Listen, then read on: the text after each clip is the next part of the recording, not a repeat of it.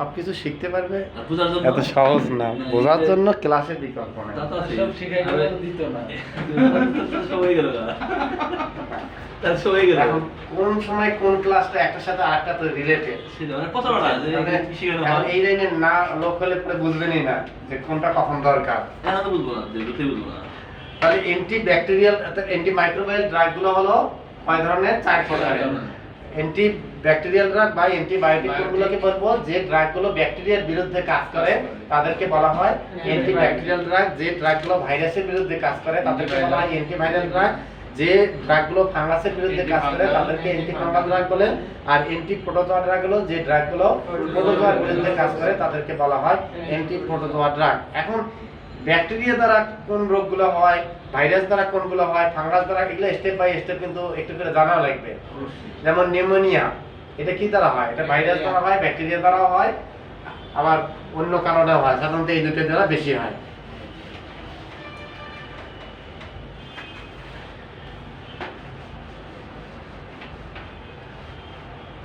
এই যে এর মধ্যে এটা কয়টা গ্রুপ পেলাম? 4টা। একটা হলো anti bacterial, anti fungal, antiviral, antiprotozoa. এর মধ্যে সবচেয়ে বড় গ্রুপ হলো অ্যান্টিবায়োটিকের গ্রুপটা। ঠিক আছে?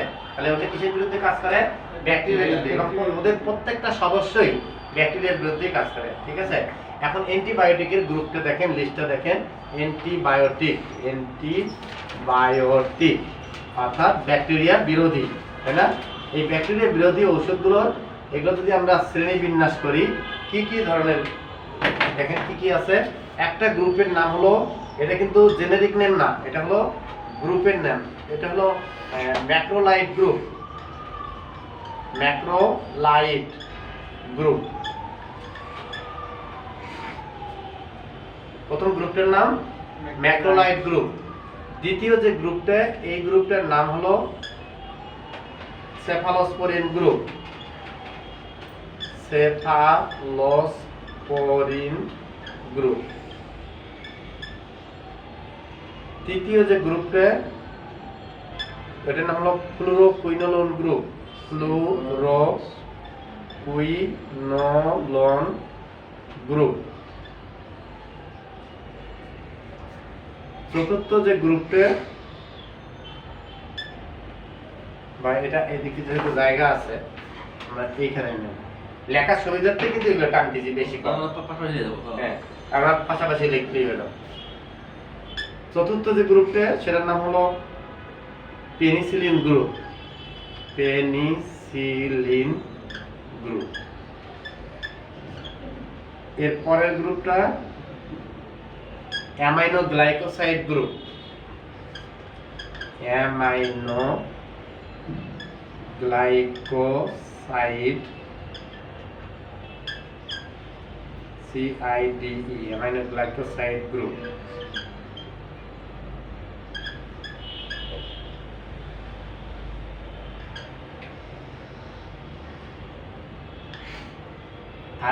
আরো দুটো গ্রুপ আছে। একটার নাম হলো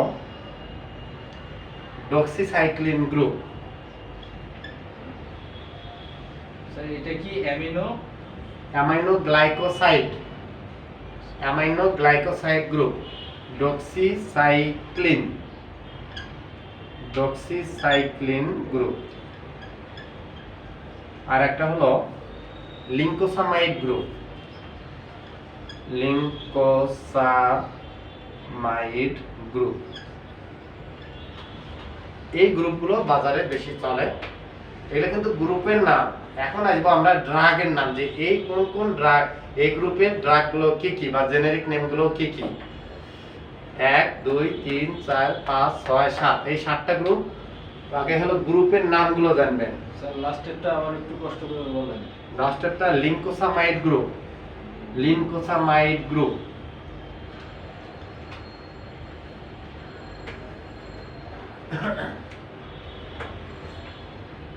লিঙ্কোসামাইড গ্রুপ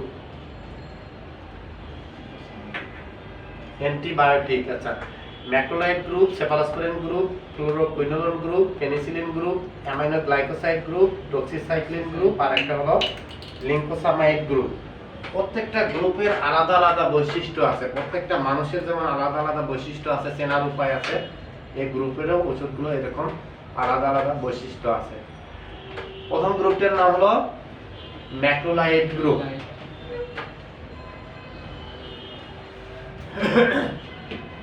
এই 7টা গ্রুপের ঔষধগুলো যদি জেনেরিক গুলো জানা থাকে তাহলে মনে করেন যে ফার্মেসির ঔষধের 40% আপনার হয়ে গেল কিন্তু মুখস্থ, আর বাকি 60% হলো অন্যগুলো। দেখি গ্রুপের নামগুলো একটু উচ্চারণ করুন তো। হ্যাঁ, ম্যাক্রোলাইড গ্রুপ, তারপরে সেফালোস্পোরিন গ্রুপ, তারপরে fluoroquinolone group, penicillin group, amino glycoside group, doxycycline group, আর হলো লিনকোসামাইড গ্রুপ। এখন দেখেন এই গ্রুপে আছে 4টা ড্রাগ। এই 4টে ড্রাগের নাম হলো, এখানে দিই, এটা লেখার সুবিধার্থে টান দিয়ে দিলাম, যদি এখানে জায়গা থাকতো এখানেই লিখতাম, ওইখানে জায়গায় ধরবে না। Azithromycin, azithromycin, erythromycin, roxithromycin,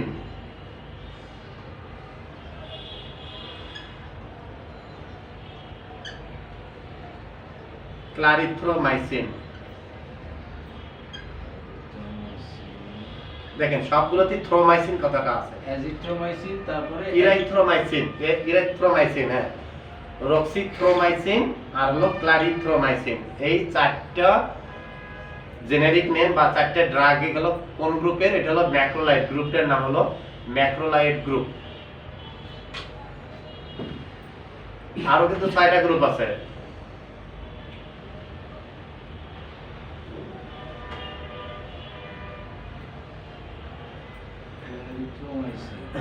clarithromycin, roxithromycin, erythromycin, এগুলো মুখস্থ রাখবেন। পরবর্তীতে যে রোগগুলো যখন পড়ানো হবে তখন কিন্তু বলা হবে যে এই গ্রুপের ওষুধগুলো এখানে ভালো কাজ করে, এগুলো কিন্তু তার আগে মুখস্থ রাখা লাগবে।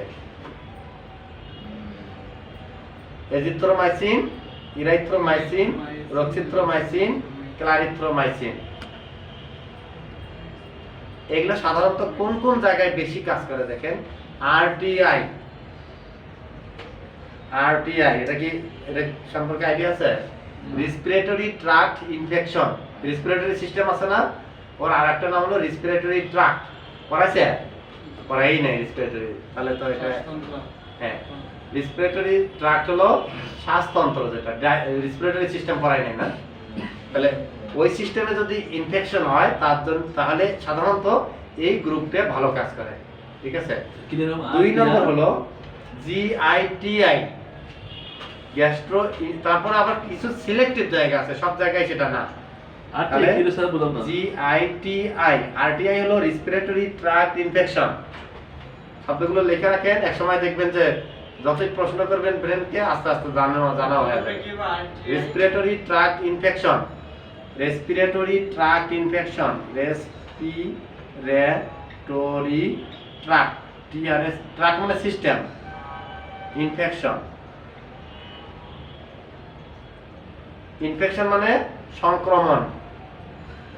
জিআইটিআই, gastro intestinal tract infection, digestive সিস্টেমের আরেকটা নাম হলো গ্যাস্ট্রো ইন্টেস্টাইনাল ট্র্যাক্ট।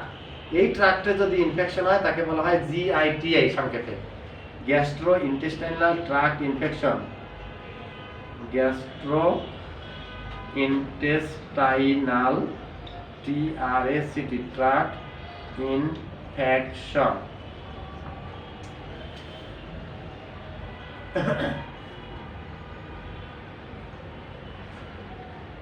সামান্য পরিমাণে কোন কোন ক্ষেত্রে লাগে হলো ইউটিআই, ইউরিনারি ট্র্যাক্ট, খুব রেয়ার, তবে এই দুটো হলো বেশি, সবচেয়ে বেশি হলো আরটিআই।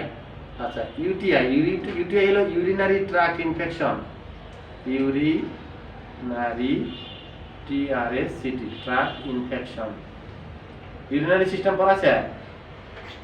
এখনো পড়াই নাই।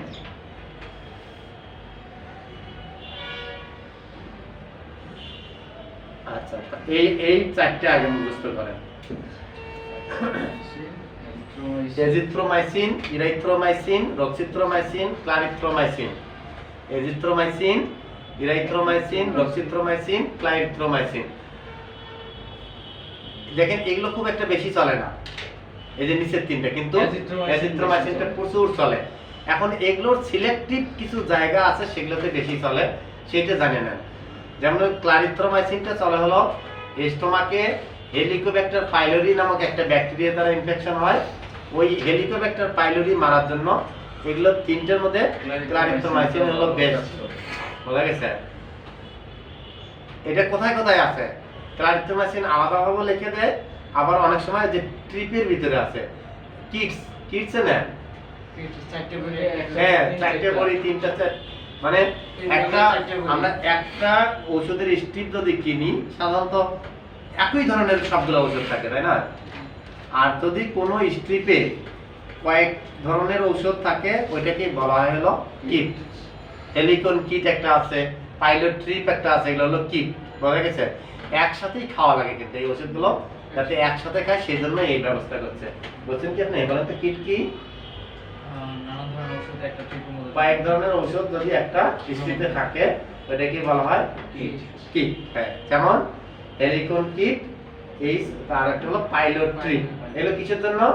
এগুলো হলো এইচ পাইলোরি নামে একটা ব্যাকটেরিয়া আছে, এই ব্যাকটেরিয়া অন্য কোথাও ইনফেকশন করে না, একটা জায়গা নির্দিষ্ট করা আছে, সেটা হলো স্টোমাকের ওয়ালে ইনফেকশন, স্টোমাকের মিউকাস লেয়ারে ইনফেকশন করে। স্টোমাক সিস্টেম তো ডাইজেস্টিভ সিস্টেমের যে ওয়ালটা আছে, ওই ওয়ালে কয়টা লেয়ার আছে?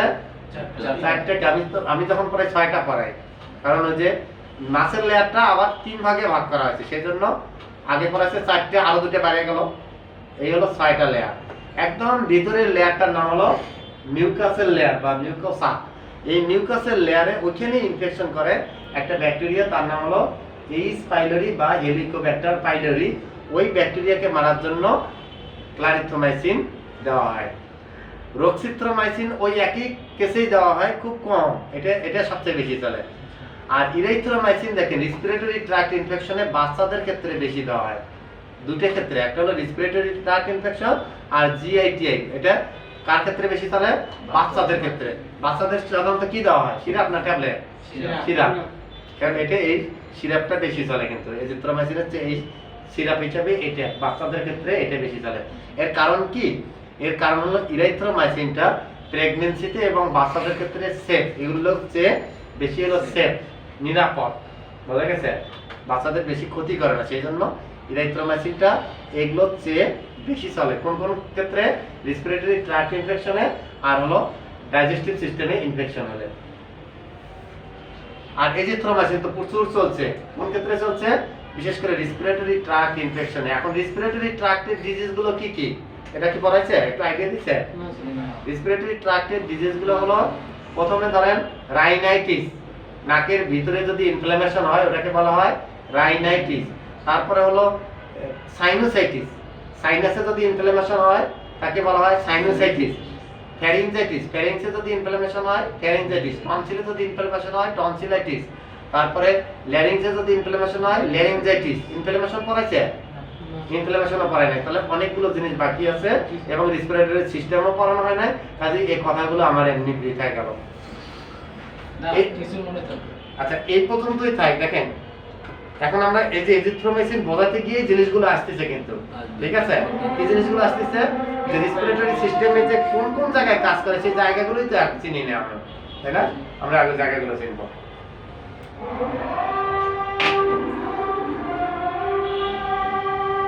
দেখছেন? এটা কিন্তু প্রত্যেকটা গ্রুপেরই এরকম, এগুলোর একটু কম আছে, কিন্তু এই দুইটা গ্রুপ হলো সবচেয়ে বড় গ্রুপ, সেফালোস্পোরিন আর হলো ফ্লুরোকুইনোলোন, এবং সবচেয়ে বেশি চলে।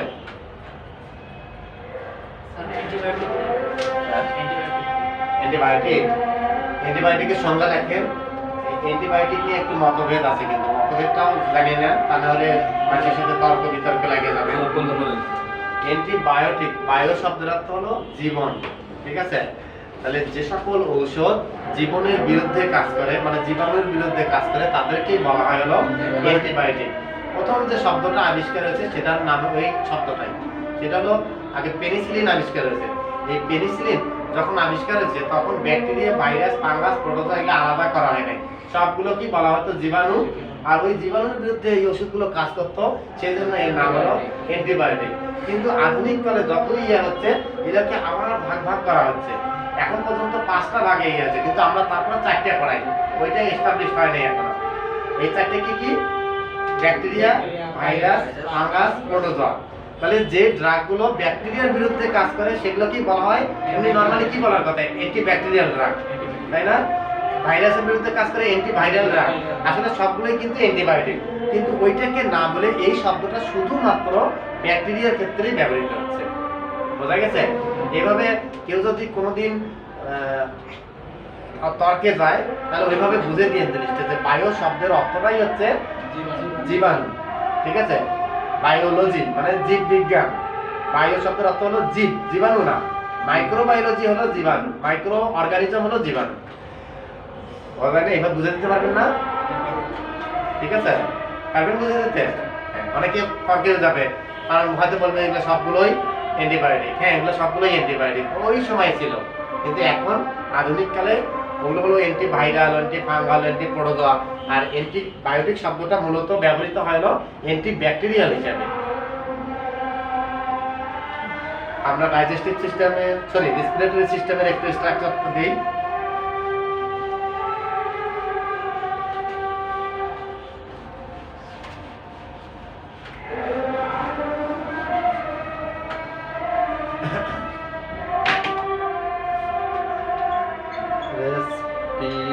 রেসপিরেটরি সিস্টেম,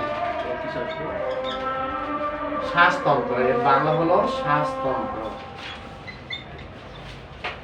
দেহের যে সিস্টেম দ্বারা শ্বাস প্রশ্বাসের কাজ সম্পাদিত হয় তাকে বলা হয় হলো রেসপিরেটরি সিস্টেম।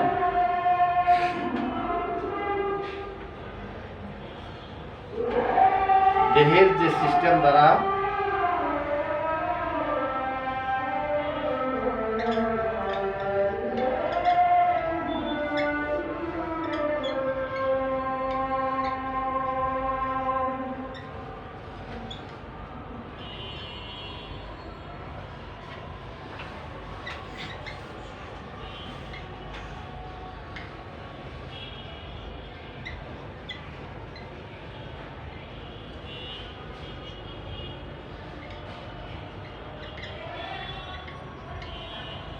দেহের যে সিস্টেম দ্বারা শ্বাস প্রশ্বাসের কাজ সম্পাদিত হয় তাকে রেসপিরেটরি সিস্টেম বলে। এখন হলো রেসপিরেটরি সিস্টেমের গঠনটা দেখবো আমরা।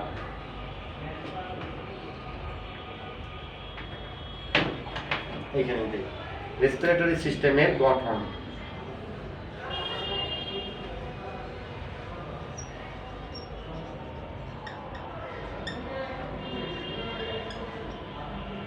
এই সিস্টেমের যে অর্গানগুলো আছে, সেই অর্গানগুলো, এটার নাম হলো ট্রাকিয়া।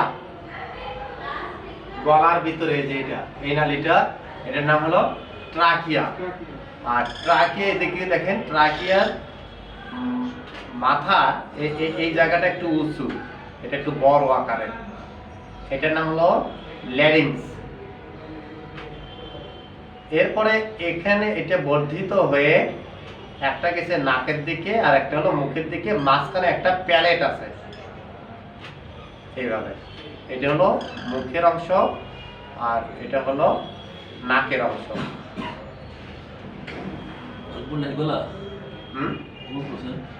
গোল করছি কেন? যে এই যে উঁচু জায়গাটা বোঝার জন্য, দেখছেন একটু উঁচু না? ওইটার নাম হলো ল্যারিংস। ল্যারিংস হলো কণ্ঠনালী, যে নালীটা দিয়ে আমরা কণ্ঠ তৈরি করি, উৎপন্ন করি, এটার নাম হলো কণ্ঠনালী।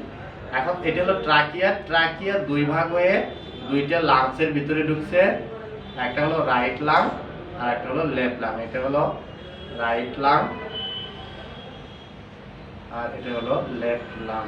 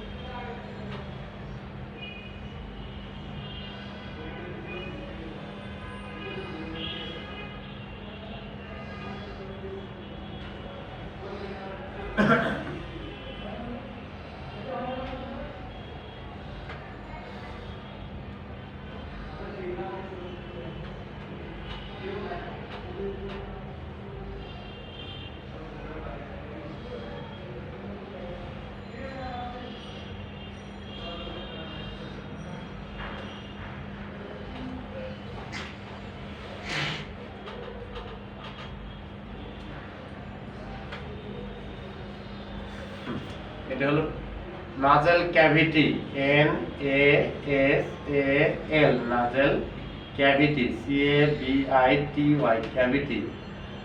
এই জায়গাটার নাম হলো pharynx, P H A R Y N X, pharynx. আর এই জায়গাটার নাম হলো larynx, L A R Y N X, larynx.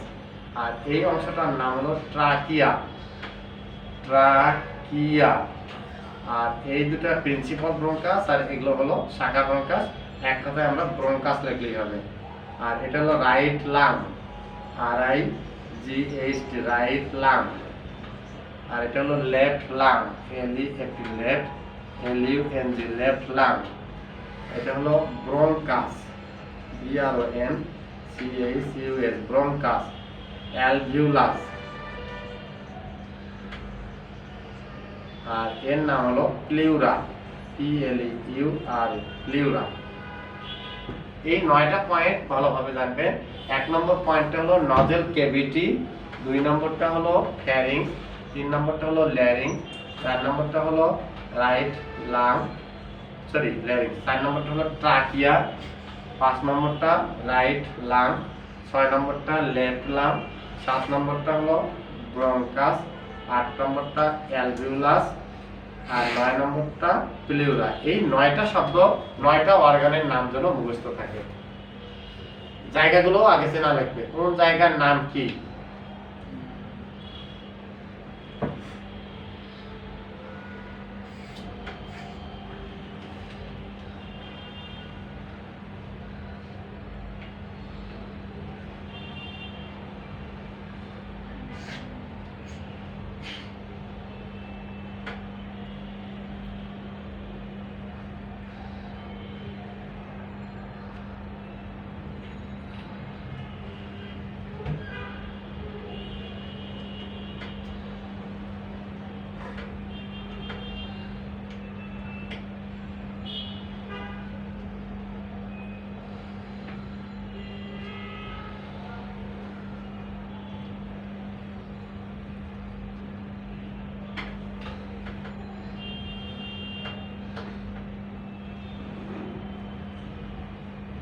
Sir 9 নম্বর কি বলছেন?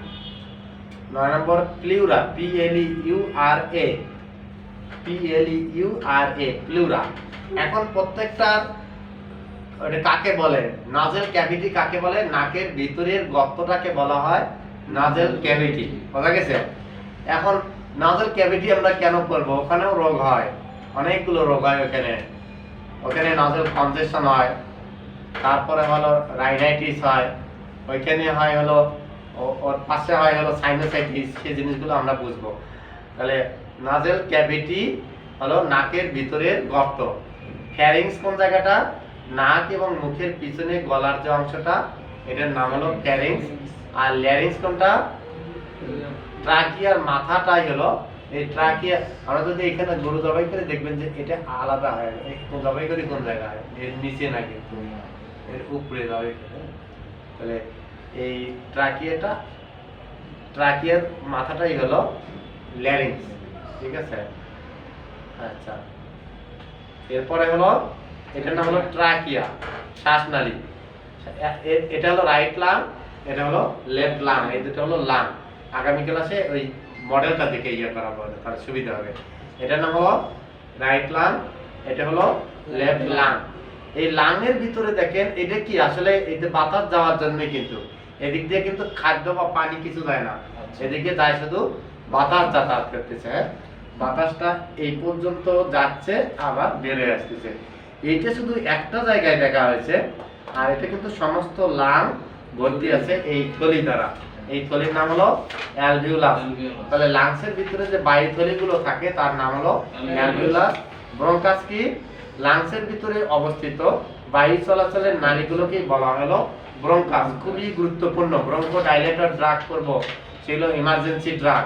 এগুলো যদি প্রয়োগ করা না শিখি তাহলে ফার্মেসি বিজনেসটাও যেমন রিস্ক হয়ে যাবে আপনার জন্য,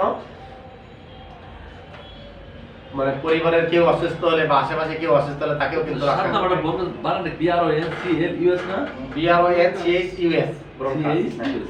খুবই গুরুত্বপূর্ণ একটা অর্গান, কি নাম, ব্রঙ্কাস। তুবা কই? জানি না, ব্রঙ্কাস। আচ্ছা, এখন প্লেউরা কি? প্লেউরা হলো লাংসের আবরণী পর্দাকে বলা হয় প্লেউরা, প্লেউরা বা প্লুরা। দেখি বলেন তো একটু অর্গানগুলোর নাম কি? রেসপিরেটরি সিস্টেমের অর্গানগুলোর নাম? Nasal cavity, nasal cavity, trachea, না ওটার পরে একদম সিরিয়ালি করবেন। আচ্ছা 2 নাম্বারটা স্যার কোনটা? ভিতরে যে দাগ জি 2 নম্বরে যেটা ফ্যারিংস, ওই যে ভিতরে ফ্যারিংস জায়গা কোনটা? ধরেন করলাম না, হ্যাঁ। লাইট দিলে একটা জায়গা যায় লাইটটা পড়বে না, বলো, ওই জায়গাটার নাম হলো অরোফ্যারিংস। ফ্যারিংসের 3টি অংশ, নাক বরাবর যেটা ওটার নাম হলো নাসোফ্যারিংস, নাসোফ্যারিংস। মুখ বরাবর যেটা অরোফ্যারিংস, আর ল্যারিংসের ঠিক উপরের যে জায়গাটা ওটার নাম হলো ল্যারিঙ্গোফ্যারিংস। বোঝা গেছে? তাহলে ফ্যারিংসেরই কয়টা অংশ? 3টি অংশ, নাসোফ্যারিংস, অরোফ্যারিংস, অর মানে মুখ, আর হলো ল্যারিঙ্গোফ্যারিংস নাম আছে কেন? ল্যারিংসের কাছেই অবস্থিত সেজন্য ল্যারিংস। তাহলে এই অংশটা জুড়েই হলো ফ্যারিংস। আর ওইখানে যদি ইনফ্লামেশন হয় তাকে বলা হয়, ওই ডক্টর নাম হলো ফ্যারিঞ্জাইটিস। ফ্যারিংস ল্যারিংস, এটা হলো ল্যারিংস। ল্যারিংস তারপরে ট্রাকিয়া, এটা কোন জায়গা থাকে? তো গলার ভিতরে, এর সামনের নালীটা হলো ট্রাকিয়া। আর ইসোফেগাস হলো পিছনে, ট্রাকিয়ার পিছনেই থাকে খাদ্য নালীটা। তাহলে সামনেরটা দিয়ে যায় বাতাস আর পিছনেরটা দিয়ে যায় হলো খাদ্য। এবার দেখেন এই যে আমরা ব্রঙ্কাস কখন বলবো? ব্রঙ্কাস বলবো হলো, এটাও কিন্তু নালী, কিছুই না, এই নালীটাই 2 ভাগ হয়ে 2টা লাংসের ভিতরে গেছে। এটাও নালী, এটাও নালী। তাহলে এই যখন এটা 2 ভাগ হয়ে গেল, ওইখান থেকে শুরু করে আর লাংসের ভিতরের এই জায়গাগুলোকে আমরা বলবো ব্রঙ্কাস। আর এটা হলো দুটো থাকবো, এটার আবার আলাদা আলাদা নাম আছে, কিন্তু শর্ট কোর্সে তো অত আসবে দুটো না। থাকবো না, দুটেই। দুটোর মধ্যে আছে। এটা একটা রাইট, এটা হলো প্রিন্সিপাল। দেখেন প্রথম, তাহলে প্রিন্সিপাল, এটা হলো প্রিন্সিপাল ব্রঙ্কাস, এটাও প্রিন্সিপাল ব্রঙ্কাস। এটা হলো right principal bronchus, left principal bronchus. আর এই 3টে হলো শাখা ব্রঙ্কাস, এটাকে বলা হয় লোবার ব্রঙ্কাস। এগুলো হলো লোবার ব্রঙ্কাস। তারপরে ভাগ আছে টার্সিয়ারি ব্রঙ্কাস। কি? ওই নালী দিয়ে স্যার কি আসে? মানে এই যে বাতাস আসে। ওই যে ওটা যে ফাঁকা, এই যে ফাঁক, কোনটা ফাঁক? ওই যে লেফট লাং ওটা ফাঁকা না, লেফট লাংস একটা দিয়ে উদাহরণ দিচ্ছি, কিন্তু ওটা আছে, আরেকটা দেইনি। ওটা আছে না। হ্যাঁ, ওটাও মানে এই লাংটাও এরকম বায়ুথলি দ্বারা ভর্তি, এই লাংটাও এরকম বায়ুথলি দ্বারা ভর্তি। বোঝা গেছে? 2টা লাংই বায়ুথলি। এবং এখানে একটু ইয়ে দেখানো হয়েছে, উদাহরণ দেখানো হয়েছে যে আসলে ব্রঙ্কাস কোথায় গেছে? ব্রঙ্কাস গেছে ওই বায়ুথলি পর্যন্ত। তাহলে প্রত্যেকটা বায়ুথলিতে বাতাস যাওয়ার ব্যবস্থা আছে। বোঝা গেছে? তাহলে আমরা যখন শ্বাস গ্রহণ করি, নিঃশ্বাস যখন শ্বাস গ্রহণ করি, এই বাতাসটা দেখেন নাকের ভিতর দিয়ে, তারপরে ফ্যারিংস, ল্যারিংস, ট্রাকিয়া অতিক্রম করে, ব্রঙ্কাস অতিক্রম করে যাচ্ছে হলো অ্যালভিউলাসে। অ্যালভিউলাস, সবগুলো অ্যালভিউলাস ফুলে উঠতেছে, রানটা বড় হয়ে যাচ্ছে। যখন ত্যাগ করলাম তখন এগুলো চুপসে যায়, সবগুলো চুপসে যায় তখন, ঠিক আছে? আর বাতাসটা তখন বের হয়ে যায়। এই কাজটাই করে হলো রেসপিরেটরি সিস্টেম। মানে কি? বাতাস থেকে বাতাসের, আর এখানে হলো এক্সচেঞ্জ হয়। এই সিস্টেমের মূল উদ্দেশ্য কি? মূল উদ্দেশ্য হলো বাতাসের অক্সিজেনটা রক্তে দেবে আর রক্তের কার্বন ডাই অক্সাইডটা বের করে দেবে। এটা কিন্তু হলো রেসপিরেটরি সিস্টেমের গুরুত্বপূর্ণ কাজ। কিভাবে? এর পাশ দিয়ে গেছে হলো রক্তনালী, ঠিক আছে? একদম রক্তনালী, এই রক্তনালী দিয়ে একে একদম জালের মতো ঘিরে রাখছে, প্রত্যেকটা অ্যালভিউলাসকে নেটের মতো ঘিরে রাখছে। তাহলে ওইখানে এক্সচেঞ্জটা হয়, রক্তনালী থেকে কার্বন ডাই অক্সাইড এর ভিতরে ঢোকে, আর এখান থেকে রক্তনালীর ভিতরে ঢোকে হলো অক্সিজেন। বোঝা গেছে? আর এই রক্তনালী দিয়ে সমস্ত দেহেই তো রক্ত সাপ্লাই হচ্ছে। ফ্যারিংস কাকে বলা হয়? একজনের, যে কোনো একজনের বলেন তো, ফ্যারিংস কাকে বলে? মুখের ভিতরে লাইট জ্বলে যে অংশটা দেখা যায়। হ্যাঁ, তাকে বলা হয় ফ্যারিংস। আরো একটু ভালোভাবে বললে, নাক এবং মুখের পিছনে গলার যে অংশ থাকে, এই অংশটার নামই হলো ফ্যারিংস। ট্রাকিয়া কি? এটা ট্রাকিয়ার বাংলা হলো শ্বাসনালী। শ্বাসনালী। শ্বাসনালী, গলার ভিতরে রেসপিরেটরি সিস্টেমের যে নালীটি থাকে তার নাম হলো ট্রাকিয়া বা শ্বাসনালী। ওইটার পাশ দিয়ে গেছে আরেকটা নালী আছে, খাদ্যনালী। এর পিছনে থাকে হলো খাদ্যনালী, এসোফেগাস। ঠিক আছে? আচ্ছা, ব্রঙ্কাস কি? ব্রঙ্কাসটা স্যার ওই যে মানে বাতাসটা আইসা ওই ব্রঙ্কাসও নালী, নালী। ট্রাকিয়াও নালী। নালী। তাহলে 2 নালীর মধ্যে পার্থক্য কি? অবস্থানের পার্থক্য। তাহলে আমরা কি অবস্থান? একটা হলো লাংসের ভিতরে আর একটা লাংসের বাইরে। তাহলে লাংসের ভিতরে অবস্থিত বায়ু চলাচলের নালীগুলোকে বলা হয় ব্রঙ্কাস, আর গলার ভিতরে অবস্থিত বায়ু চলাচলের নালীকে বলা হয় ট্রাকিয়া। বোঝা গেছে? অবস্থানগত পার্থক্য। আর একটা পার্থক্য আছে না, এটা হলো মোটা, অনেক মোটা, আর এগুলো হলো সরু। যতই দূরে গেছে ততই সরু হয়েছে। তাহলে কি বুঝতেছেন? জি। এটা এগুলোর নাম মনে রাখলে এখন বলেন তো আপনি ব্রঙ্কাস কি? কারণ আগামী ক্লাসে ব্রঙ্কো ডাইলেটর ড্রাগ গুলো পড়ানো হবে, নেবুলাইজার দেখানো হবে, ইনহেলার দেখানো হবে, সেগুলো তো আপনারা বুঝবেন না। আর অ্যালবেলের কাজ কি স্যার? অ্যালভিউলাসের কাজই হলো ওটা কি? ওই যে ইয়া। বাতাস গ্রহণ করতেছে, আবার বাতাস ছাড়িয়ে দিচ্ছে, ওটা কি? বাতাস গ্রহণ ছাড়ে, করতেছে, ছাড়ে। ছাড়িয়ে দিচ্ছে, ফুলে উঠতেছে পটকা মাছের মতো, হ্যাঁ। আবার সেটা ত্যাগ করতেছে। বড় হয় আবার। আর ইতিমধ্যে কি করতেছে, এই বাতাসের অক্সিজেনটা রক্তে যাচ্ছে, রক্তের কার্বন ডাই ওটা অক্সাইডটা কাছে রক্ত যায়। এর মধ্যে ঢুকতেছে। ওইখানে বুঝতে তো সময়ের দরকার। আর পিলোরা- তাই না? পিলোরা- পিলোরা- আমরা যেহেতু কার্ডিওভাস্কুলার সিস্টেমই এখনো পড়ি নাই ভালোভাবে, হ্যাঁ। তাহলে এই জায়গায় বুঝতে আরো সময় লাগবে, নতুন তো। আপাতত এই অর্গান নামগুলো। কয়টার নাম জানেন। 9 নম্বরে ওটা কি? নয় নাম। এখন নিউমোনিয়া কোথায় হয় বলেন? নিউমোনিয়া এটা হলো প্লিউরা। ওটা কাজ কি? প্লিউরা, প্লিউরা হলো লাংসের আবরণী পর্দা। পুরোটাই এটা হলো আবরণী পর্দা। লাংসে পানি জমে বলে না, হ্যাঁ। পানি জমে হলো এই প্লিউরার দুটো স্তর আছে, আচ্ছা। একটা হলো বাইরে, একটা হলো ভিতরে। ভিতরে হয়। এই দুই স্পেসের দুইটা স্তরের মাঝখানে যে গ্যাপ থাকে, হ্যাঁ। এই